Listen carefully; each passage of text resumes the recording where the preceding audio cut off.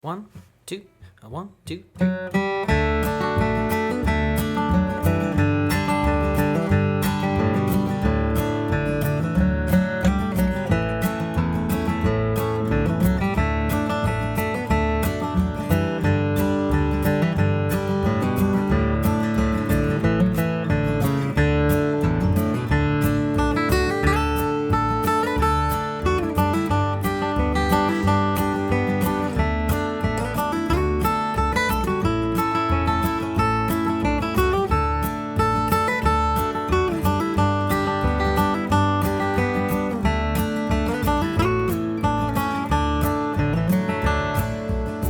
Hey everyone, welcome back to Music with Ryan. Thank you for joining me.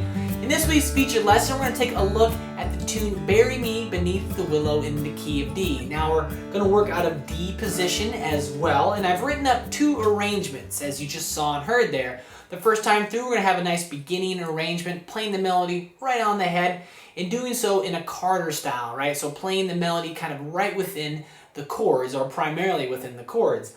The second time through, we're going to get up the neck a little bit and play on a really sweet portion of the fretboard. We're also going to use some different chord shapes as well, and do some cross picking through those chord shapes, and really just get more expressive and kind of fill up the arrangement. All right, so you got two different places to be able to play this melody down, kind of in first position and then all across the fretboard a little bit. So if you want to access the full length version, as it's just a preview, click the link down there below. It will shoot you on over to my site. This lesson is going to come with about 35 minutes of video, downloadable PDF tabs, and 4 audio backing tracks. Now, if you really like the way I teach and approach learning, learn about being a premier member at the site for a monthly, quarterly, or yearly fee, you can access this lesson and over 350 videos just like it. Plus all 3 of my courses and the Sound Slice software, a very powerful practice tool that gives you the ability to loop, slow down, and speed up sections of the piece, all while watching the video and the sheet music go by. All right, so give it a look if you feel like I might be a good fit for you and a good instructor for you as well. For now, we're going to bring the camera on in. We're going to throw the tabs upon the screen and start walking through the first few measures of the first arrangement, Bury Me Beneath the Willow in the key of D. Thanks for watching, and I hope you enjoy. All right, so let's go ahead and start breaking down Bury Me Beneath the Willow here in the key of D. And I'll put those first 4 measures up on the screen. Now remember, the markings below the staff are the pick directions, so the staples objects are the downstrokes, and the V's are the upstrokes. And very important for executing the arrangement cleanly. And this one, of course, is a nice beginner arrangement, kind of in that Carter style way of playing. So here's what the first 4 sound like. It has a pickup on beat 3, so those first 2 markings are quarter note rests. And so it sounds like this. 1, 2.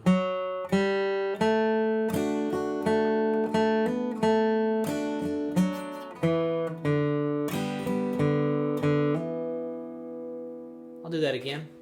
2, 3, 4, 1, 2.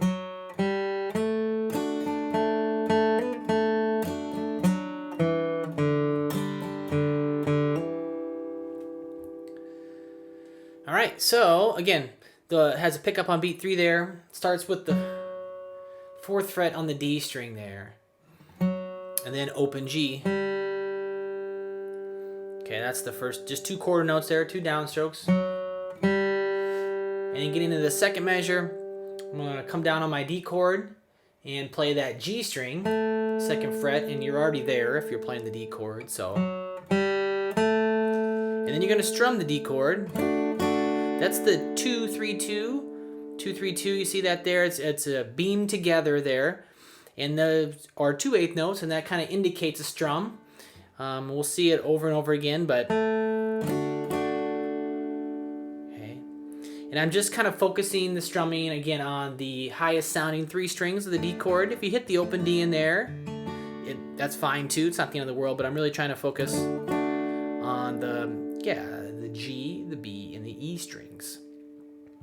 So, and then we're going to pluck the G string again, 2nd fret, and you're already there. And then 2-4 hammer on the G. and I'm gonna use my pinky. Okay, now I know that might be a little troublesome for some of you. Now you could also play a D chord like this with your second finger on the B string, first finger on the G, and not really have anything on the high E, and then use your third finger to hammer on. And if you hit that open E, kind of gives it a suspension-like feel. It has a little bit open. It's really pretty, actually. I have written there the full D, of course, but if you're having trouble with the pinky, you can definitely use the third finger there, okay? You just kind of got to get into it, set up for it, you know? Okay. But for now, I will do what's written. Oops. In the next measure, go back to the 2nd fret G, strum the D chord, and then 4th fret on the D. I'm going to use my pinky there, and then 2nd fret on the D. And then the next measure, we get to the G chord. I'm going to finger my G chord. I'm going to play an open D string, though. That's where the melody lies. Whoops. There it is. And then strum the G chord. So open D, strum, open D, and then 0-2 hammer on the D. So 1, 2, 3, 4, and... So now if I put it all together, it sounds like this. 1, 2.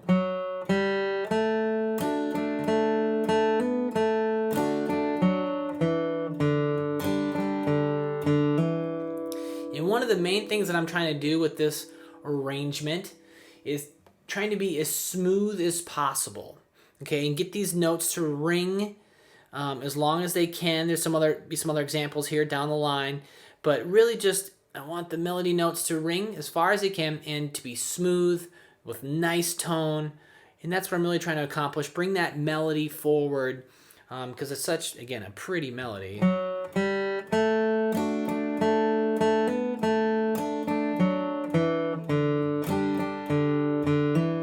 Okay, there it is. Last time. 1, 2.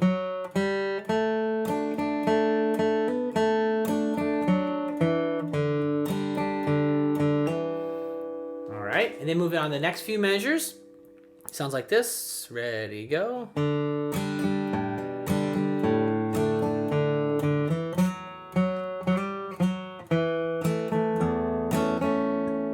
Do it again. Ready, go.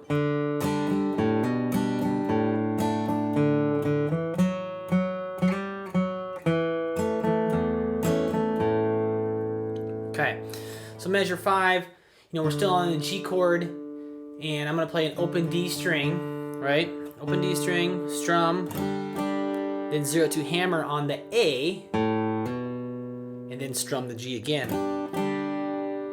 Pretty simple. 1, 2, 3, and 4, and we go back to the D, but we're gonna play an open A note here because the melody is on the A note in that lower register. So we're gonna go back to the D chord, finger the D, but play the open A, and then strum the D, and then now D string, 0-2 on the D string. 1, 2, 3, 4, and then 4th fret. The next measure, 4th fret on the D string. This whole measure is on the D string, so 4, 4, and then 5, back to 4. You could do 4, 4, open G, back to 4. I like both of them. I was struggling to figure out which one to do. They're the exact same note, but I chose to do the fretted note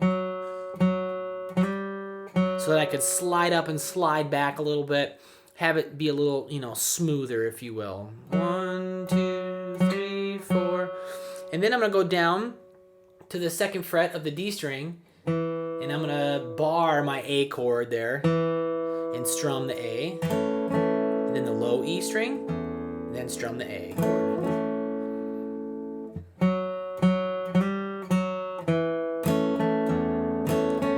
any way you play A will totally work here. I do like to bar mine a lot. You know, you could... Any way you finger that A chord, because there's multiple ways, will certainly work. But yeah, let me play those 4 in context now. 2, 3, 4.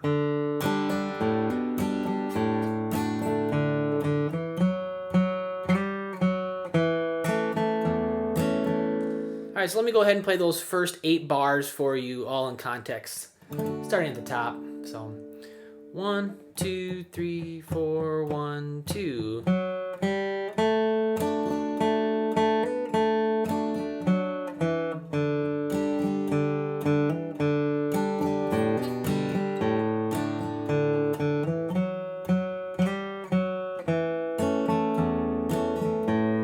Okay, there it is. So let's move on when you're ready.